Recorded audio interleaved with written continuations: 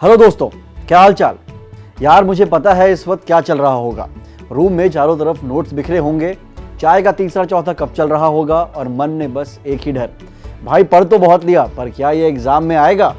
आप एस्पिरेंट्स की जिंदगी में टाइम ही असली पैसा है और मुझे पता है कि न्यूज़ के नाम पर घंटों लंबे वीडियो देखना कितना बड़ा सिरदर्द है। इसलिए मैंने सोचा क्यों ना फालतू की बातें साइड में रखें और सीधे काम की बात करें। इस वीडियो में हम खबरों का कोई भी भारी भरकम लेक्चर नहीं झाड़ेंगे, बल्कि आपस में बैठकर जीके को डिस्कस करेंगे जो सीधे पेपर में आ सकते हैं। दोस्तों, मेरा मकसद आपको पढ़ाना बिल्कुल भी नहीं है, बस आपकी तैयारी के बोझ को थोड़ा कम करना है। दोस्तों, सबसे पहले बात करते हैं रशिया के राष्ट्रपति व्लादिमीर पुतिन के भारत दौरे की, जो कि 23वीं India Russia annual bilateral summit के लिए थी। इस विजिट का सबसे पहला और सबसे बड़ा पॉइंट है प्रोग्राम 2030। दोस्तों, नाम रट लो, दोनों देशों ने 2030 तक आर्थिक सहयोग का एक नया रोड मैप तैयार किया है। और टारगेट क्या है? टारगेट है व्यापार को $100 बिलियन तक पहुंचाना। अभी हम इसके आधे पर भी नहीं है, तो सोच लो कितनी तेजी से काम होने वाला है।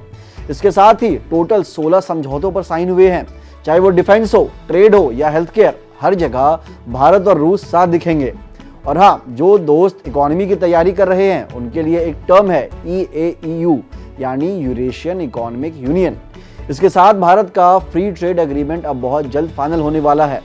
टूरिज्म के शौकीनों के लिए भी एक खबर है, रूसी नागरिकों को अब भारत में 30 दिनों तक का फ्री टूरिस्ट वीजा मिलेगा। और एनवायरमेंट वाले सेक्शन के लिए नोट कर लो, रूस अब भारत की पहल वाले इंटरनेशनल बिग कैट अलायंस में शामिल हो गया है, यानी अब टाइगर और लायन के संरक्षण में पुतिन भी भारत के साथ हैं। बाकी ब्रिक्स, SCO और G20 में तो हमारी जुगलबंदी जारी ही रहेगी। तो दोस्तों, ये थे रूस दौरे के वो मक्खन पॉइंट्स जो आपको याद रखने हैं। अब हम बात करते हैं इस विजिट के सिग्निफिकेंस क्या थे। दुनिया देख रही थी कि भारत क्या करेगा और भारत ने दिखा दी अपनी स्ट्रेटेजिक ऑटोनॉमी, यानी रणनीतिक स्वायत्तता। आसान भाषा में कहें दोस्तों, हम अपनी विदेश नीति के बॉस खुद हैं। पश्चिम का कितना भी प्रेशर हो, पुतिन साहब की मेजबानी करके भारत ने साफ कर दिया है कि हम किसी के दबाव में झुकते नहीं हैं। अब देखो, हमारी सेना के 60 से 70% हथियार रूस के हैं, तो ये दोस्ती तो पक्की रखनी ही पड़ेगी।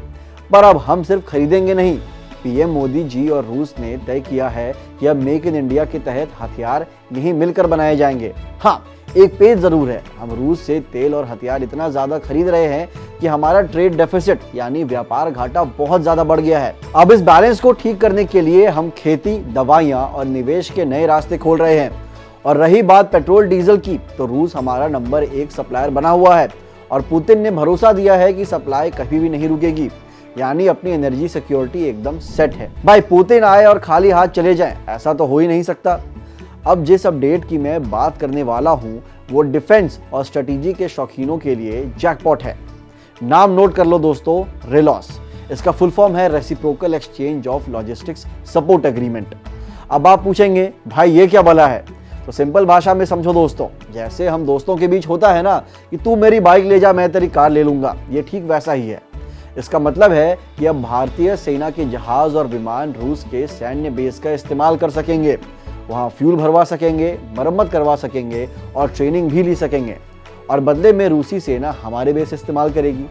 इससे कागजी कार्रवाई बिल्कुल भी खत्म हो जाएगी और सीधा काम, तेजी से मदद और हिसाब भी एकदम क्लियर। पर असली मास्टर स्ट्रोक यहाँ है आर्कटिक क्षेत्र। इस समझौते से भारत को उस नॉर्दर्न सी रूट में एंट्री मिल जाएगी जहाँ रूस का राज है। वहीं रूस को फायदा है कि उसे हिंद महासागर में हमारे ठिकानों तक पहुंच मिलेगी। दोस्तों, यहाँ एक जीके फैक्ट याद रखना, भारत ने ऐसा ही एग्रीमेंट अमेरिका के साथ भी किया हुआ है जिसे हम लेमोआ कहते हैं। इसके अलावा जापान और फ्रांस के साथ भी हमारे ऐसे ही समझौते हुए हैं। तो समझ लो, भारत अब ग्लोबल लेवल पर अपनी लॉजिस्टिक्स पावर बढ़ा रहा है। क्या लगता है, इस समझौते से चीन और अमेरिका की नींद उड़ेगी या नहीं? कमेंट में अपना दिमाग लगाओ और बताओ। अब बात करते हैं राइट टू डिस्कनेक्ट बिल की। अच्छा दोस्तों, एक बात बताओ, क्या आपके साथ कभी ऐसा हुआ है कि आप रात में चैन से सो रहे हो या दोस्तों के साथ कहीं बाहर हो और अचानक से बॉस का अर्जेंट ईमेल या व्हाट्सएप मैसेज आ जाए? दिल तो करता है कि फोन स्विच ऑफ कर दे और फेंक ही दें, है ना? बस इसी समस्या का समाधान है राइट टू डिस्कनेक्ट, यानी डिस्कनेक्ट होने का अधिकार। सरल भाषा में समझो दोस्तों, ये अधिकार कहता है कि ऑफिस के घंटों के बाद चाहे वो कॉल हो, ईमेल हो या मैसेज, आपका जवाब देना बिल्कुल भी जरूरी नहीं है। आपका पूरा है कि आप अपने काम को वहीं छोड़ दें जहां आपका ऑफिशियल टाइम खत्म होता है। इसका असली मकसद क्या है यार? ये कानून इसलिए लाया जा रहा है ताकि हमें उस एक्सेसिव डिजिटल कनेक्टिविटी के जाल से निकाला जा सके। आज की दुनिया में हम 24 घंटे ऑनलाइन हैं, जिससे तनाव बढ़ रहा है। ये कानून आपकी वर्क लाइफ बैलेंस को सुरक्षित करेगा ताकि आपकी पर्सनल लाइफ सिर्फ आपकी हो, ऑफिस की नहीं। एग्जाम के लिए याद रखना, ये टॉपिक लेबर लॉ और ह्यूमन राइट्स के नजरिए से काफी हॉट है, तो इस पर नजर बनाए रखना दोस्तों। ये बिल सिर्फ बातों तक सीमित नहीं है, इसके अंदर कुछ ऐसे तगड़े रूल्स हैं जो कॉर्पोरेट दुनिया का गेम बदल देंगे। अब इसे एक कहानी की तरह समझो। पहला और सबसे बड़ा हक तो ये है कि ऑफिस टाइम के बाद अगर आप कॉल या मैसेज इग्नोर करते हैं तो कंपनी आप पर कोई भी एक्शन नहीं ले सकेगी। इस पूरे सिस्टम पर नजर रखने के लिए एक एम्प्लॉयज वेलफेयर अथॉरिटी बनाई जाएगी और सरकार एक नेशनल लेवल की स्टडी भी कराएगी ताकि पता चल सके कि हम पर डिजिटल काम का कितना बोझ बढ़ रहा है। और जो दोस्त मैनेजमेंट या लेबर लॉ की तैयारी कर रहे हैं वो ये पॉइंट नोट कर लें। जिन कंपनियों में 10 से ज्यादा कर्मचारी हैं उन्हें अब अपने वर्कर्स के साथ बैठकर प्रॉपर नियम बनाने होंगे। यानी अब ऑफिस के बाद वाला काम एहसान नहीं बल्कि ओवर टाइम माना जाएगा और उसकी एग्जैक्ट सैलरी भी आपको मिलेगी। साथ ही सरकार हमारी मेंटल हेल्थ के लिए काउंसलिंग और डिजिटल डिटॉक्स सेंटर्स भी खोलेंगे। और हाँ, अगर किसी कंपनी ने ये नियम तोड़ने की हिमाकत की तो उन पर टोटल एम्प्लॉय सैलरी का 1% तक भारी जुर्माना लग सकता है। तो भाइयों, ये था राइट टू डिस्कनेक्ट का पूरा फंडा। एग्जाम के लिए ये 10 वर्कर्स और 1% जुर्माना वाला फैक्ट दिमाग में फिट कर लीजिए। फ्रेंड्स, अब एक ऐसी खबर पर आते हैं जो ग्रामीण भारत का पूरा चेहरा बदल देगी। 16 दिसंबर 2025 को लोकसभा में एक ऐतिहासिक कदम उठाते हुए विकसित भारत जी राम जी बिल पेश किया गया। अब इसे रट्टा मारने की जरूरत नहीं है दोस्तों, बस इतना समझ लो कि 20 साल पुराने मनरेगा का सफर अब खत्म होने वाला है और उसकी जगह ले रहा है यह नया ढांचा। इसका असली मकसद क्या है? इसका असली मकसद ये है कि सरकार चाहती है कि 2047 तक जब भारत एक विकसित राष्ट्र बने तो हमारे गांव पीछे ना छूटें। तो बस मनरेगा अब पुरानी यादों की बातें बन गई है। अब जमाना है वीबी जी राम जी का, जो ग्रामीण विकास को एक नए विजन के साथ आगे बढ़ाएगा। एग्जाम के लिए ये तारीख 16 दिसंबर 2025 और इस नए मिशन का नाम अपनी नोटबुक में अच्छे से लिख लीजिए, क्योंकि ये नेशनल स्कीम्स वाले सेक्शन का सबसे बड़ा सवाल बनने वाला है। दोस्तों, अब बात करते हैं उन 5 बड़े बदलावों की जो इस नए बिल को मनरेगा से बिल्कुल अलग बनाते हैं। और यकीन मानिए, ये आपके एग्जाम के स्टेटमेंट बेस्ड सवालों के लिए किसी गोल्ड माइन से कम नहीं है। सबसे पहले और सबसे बड़ा बदलाव यह है कि अब रोजगार की गारंटी को 100 दिनों से बढ़ाकर 125 दिन कर दी गई है, यानी सीधे 25% बढ़ोतरी। दूसरी तरफ किसानों की समस्या को समझते हुए बिल में 60 दिनों का एग्रीकल्चरल पॉज पेश किया गया है ताकि बुआई और कटाई के पीक सीजन में मजदूरों की कमी ना हो। पैसों के मामले में भी खेल बदल गया है। अब यह एक सेंट्रली स्पॉन्सर्ड स्कीम है जहां जनरल राज्यों को 60-40 का अनुपात में खर्च उठाना होगा, यानी राज्यों को अब 40% हिस्सा अपनी जेब से देना पड़ेगा। चौथा पॉइंट जो आपको याद रखना है वो है नॉर्मेटिव एलोकेशन। अब पुराने सिस्टम की तरह अनलिमिटेड बजट नहीं मिलेंगे, बल्कि केंद्र हर राज्य का बजट फिक्स कर देगा और उस पर का खर्च राज्य को खुद उठाना होगा। और आखिरी सबसे कूल पॉइंट है इसकी हाईटेक निगरानी। अब विकसित Bharat national rule infrastructure stack के जरिए सारा काम पीएम गति शक्ति से जोड़ा जाएगा, जहां हाजिरी बायोमेट्रिक से होगी और भ्रष्टाचार रोकने के लिए एआई का इस्तेमाल किया जाएगा। तो भाई, ये 125 दिन, 60:40 का रेशियो और ये हाईटेक मॉनिटरिंग, इन फैक्ट्स को दिमाग में अच्छे से बैठा लीजिए। तो दोस्तों, ये था वीबी जी राम जी का पूरा पोस्टमार्टम। 125 दिन का काम, 60 दिन का पॉज और हाईटेक मॉनिटरिंग। सरकार का प्लान तो सॉलिड है, पर क्या राज्यों को 40% खर्च उठा पाएंगे? यह एक बड़ा सवाल है। एग्जाम के लिए 125 दिन और 60:40 रेशियो वाले पॉइंट्स को अपनी शॉर्ट नोट्स डायरी में अभी लिख लीजिए। दोस्तों, अगली जी की अपडेट तो हर भारतीय का सीना चौड़ा कर देगी। भारत ने अपना पहला ध्रुव 64 माइक्रो प्रोसेसर लॉन्च कर दिया है। इसे CDAC ने पूरी तरह से देश में ही तैयार किया है। इसे ऐसे समझो, अब तक हम प्रोसेसर के लिए दूसरे देशों पर निर्भर थे, लेकिन अब हमारे पास अपना 1.0 गीगाहर्ट्ज 64 डुअल कोर स्वदेशी दिमाग है। यह इतना पावरफुल और भरोसेमंद है कि इसे 5G नेटवर्क से लेकर अपनी कारों, स्मार्ट गैजेट्स और फैक्ट्रियों की मशीनों तक में इस्तेमाल किया जा सकेगा। एग्जाम के लिए एक जरूरी डेटा याद रखना दोस्तों, पूरी दुनिया के माइक्रो प्रोसेसर्स प्रोडक्शन में भारत का 20% योगदान है। तो अब जब हम खुद की चिप बनाएंगे तो ग्लोबल मार्केट में हमारा सिक्का और भी मजबूती से जमेगा। तो भाई, ध्रुव 64 और CDAC, इन दोनों नामों को अपने नोट्स में टॉप पर लिख लीजिए। अगर हम इसके तकनीकी पहलुओं की बात करें तो यह कोई मामूली चिप नहीं है दोस्तों।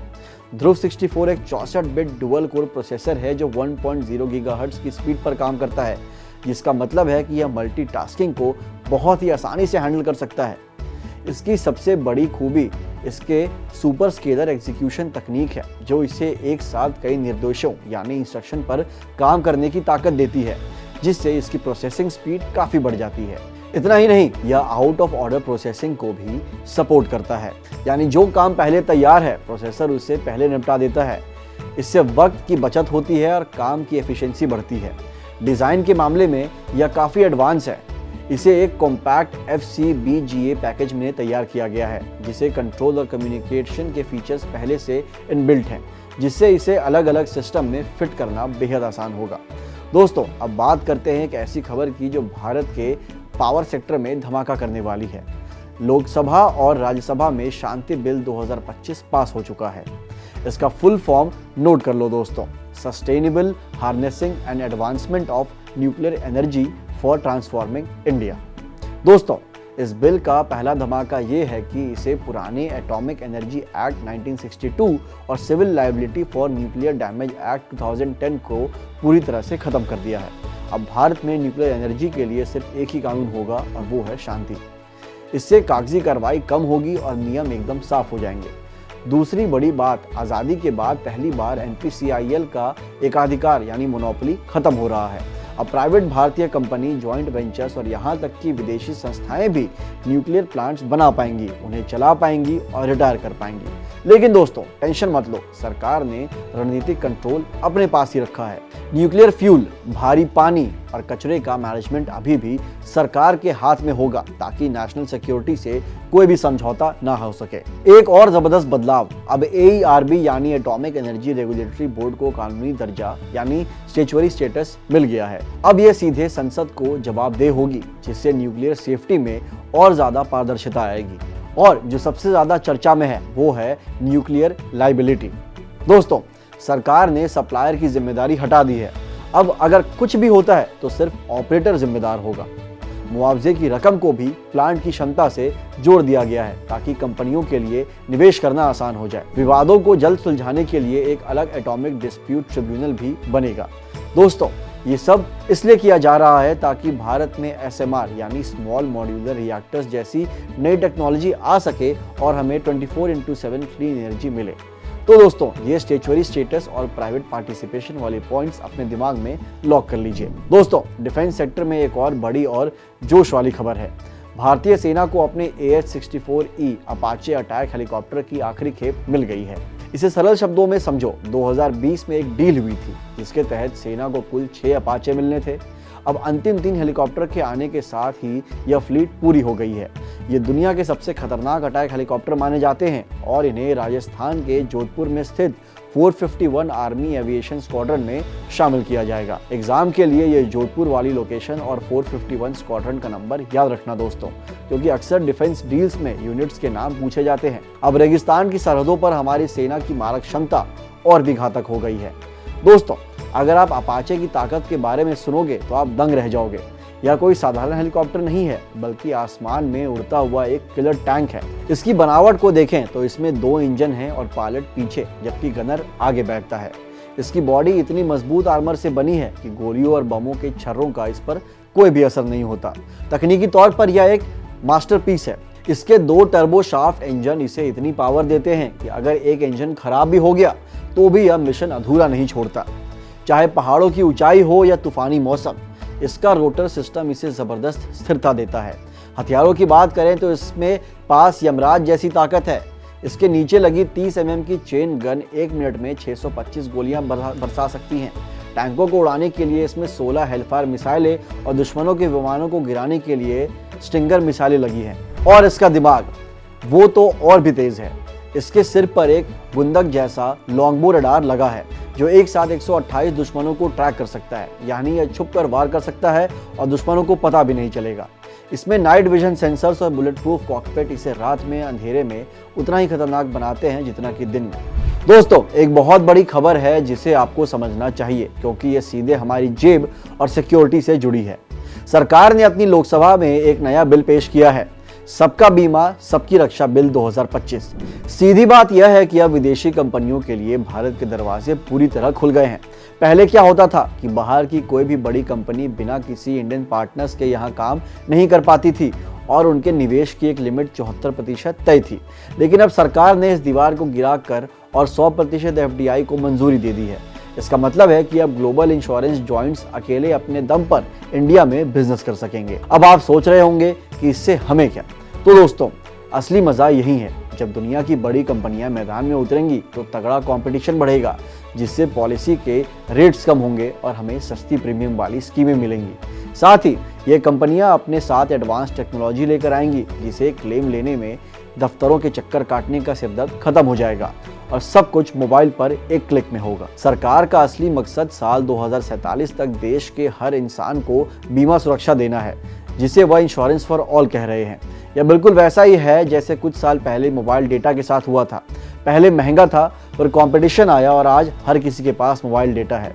बस सरकार यही चाहती है कि आज़ादी के 100 साल पूरे होने तक हर भारतीय के पास अपना एक मजबूत सुरक्षा कवच हो, ताकि किसी भी मुसीबत में उन्हें पैसों के लिए किसी के पास भी हाथ न फैलाने पड़े।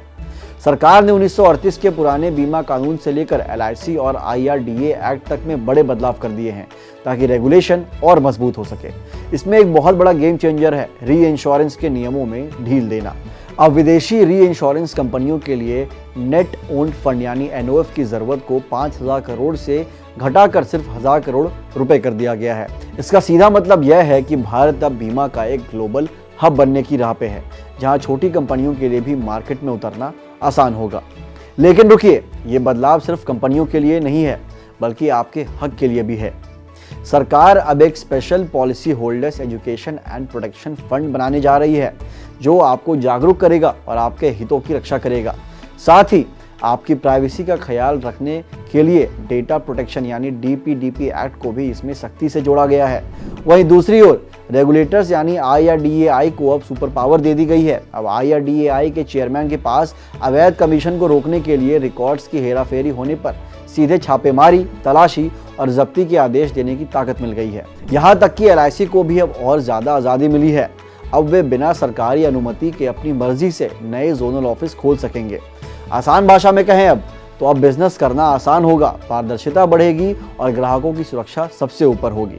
इंश्योरेंस की इस नई दुनिया में अब सब कुछ पारदर्शी और सुपरफास्ट होने वाला है। देखिए दोस्तों, अभी PM मोदी ओमान, जॉर्डन और इथोपिया के 3 देशों की यात्रा खत्म करके वापस आए हैं। इस पूरे विजिट का असली मकसद वेस्ट एशिया और अफ्रीका के इन खास देशों के साथ अपनी दोस्ती और स्ट्रेटेजिक रिश्तों को और जोर से मजबूत करना था। मेन गेम यहाँ बड़े बिजनेस सौदों का है। कोशिश यही रही कि कुछ तगड़ी ट्रेड डील्स फाइनल की जा सकें, ताकि हमारी इकोनॉमी को और बढ़ावा मिले। साथ ही मोदी जी ने यहाँ रहने वाले भारतीयों से भी मुलाकात की और उन्हें एक लिविंग ब्रिज बताया, क्योंकि वही लोग हैं जो सही मायनों में भारत और उन देशों के बीच एक मजबूत कड़ी बने हुए हैं। दोस्तों, मोदी जी अभी जॉर्डन का अपना 2 दिन का दौरा खत्म कर आए हैं, जहां वो किंग अब्दुल्ला द्वितीय के बुलावे पर गए थे। ये ट्रिप इसलिए भी बहुत खास था क्योंकि भारत और जॉर्डन की दोस्ती के पूरे 75 साल हो गए हैं। तो एक जगह यह डायमंड जुबली को सेलिब्रेट करने के लिए एक बड़ी हाई लेवल मीटिंग रखी गई थी। दोस्तों, जॉर्डन के इस विजिट से काफ़ी ठोस चीज़ें निकल कर आई हैं। सबसे बड़ी बात तो यह है कि दोनों देशों ने रिन्यूएबल एनर्जी और कल्चरल एक्सचेंज जैसे सेक्टर्स में 5 बड़े समझौतों पर साइन किया है और टारगेट ये रखा गया है कि आपसी व्यापार को $5 बिलियन तक पहुंचाया जाए। फिलहाल हमारा ट्रेड करीब $2.3 बिलियन पर सीमित है, जिसे अब और डाइवर्सिफाई करने की तैयारी है। पॉलिटिकल लेवल पर भी अब दोनों देश ट्रस्टेड पार्टनर्स की तरह काम करेंगे और लगातार मिलते रहेंगे ताकि ये तालमेल बना रहे। साथ ही जॉर्डन की जो लोकेशन है वह बिजनेस के लिए बहुत तगड़ी है, इसलिए उसे लॉजिस्टिक्स और प्राइवेट सेक्टर के काम के लिए एक बड़े सेंटर की तरह इस्तेमाल करने की पूरी बात हुई है। दोस्तों, मोदी जी की जो 2 दिनों की इथोपिया की यात्रा थी वह काफ़ी ऐतिहासिक रही, क्योंकि प्रधानमंत्री के तौर पर ये उनकी वहाँ पहली ऑफिशियल विजिट थी। वहाँ उनका स्वागत भी तगड़े ज़बरदस्त अंदाज में हुआ। उन्होंने इथोपिया की संसद के जॉइंट सेशन को संबोधित किया, जो उन्हें एक बहुत बड़ा सम्मान है। इतना ही नहीं, उन्हें इथोपिया के सबसे बड़े स्टेट अवार्ड ग्रेट ऑनर निशान ऑफ इथोपिया से भी नवाजा गया। मतलब साफ है कि अफ्रीका में भारत की धाक और दोस्ती अब एक और अलग लेवल पर पहुंच गई है। दोस्तों, अब बात करते हैं इथोपियन ट्रिप की। मोदी जी की ये 2 दिन की इथोपिया की यात्रा काफ़ी ऐतिहासिक रही, क्योंकि प्रधानमंत्री के तौर पर ये उनकी वहाँ पहली ऑफिशियल विजिट थी। वहाँ उनका स्वागत भी बड़े ज़बरदस्त अंदाज में हुआ। उन्होंने इथोपिया की संसद के जॉइंट सेशन को संबोधित किया, जो एक बहुत बड़ा सम्मान है। इतना ही नहीं, उन्हें इथोपिया के सबसे बड़े स्टेट अवार्ड ग्रेट ऑनर निशान ऑफ इथोपिया से भी नवाजा गया। मतलब साफ है कि अफ्रीका में भारत की धाक और दोस्ती अब एक अलग ही लेवल पर पहुंच गई है। इथोपिया के साथ अब हमारी दोस्ती का स्टेटस ही बदल गया है। दोनों देशों ने मिलकर अपने रिश्तों को सीधे स्ट्रेटेजिक पार्टनरशिप के लेवल पर पहुंचा दिया है। मतलब अब हम सिर्फ ट्रेड पार्टनर्स नहीं बल्कि खास रणनीतिक दोस्त बन गए हैं।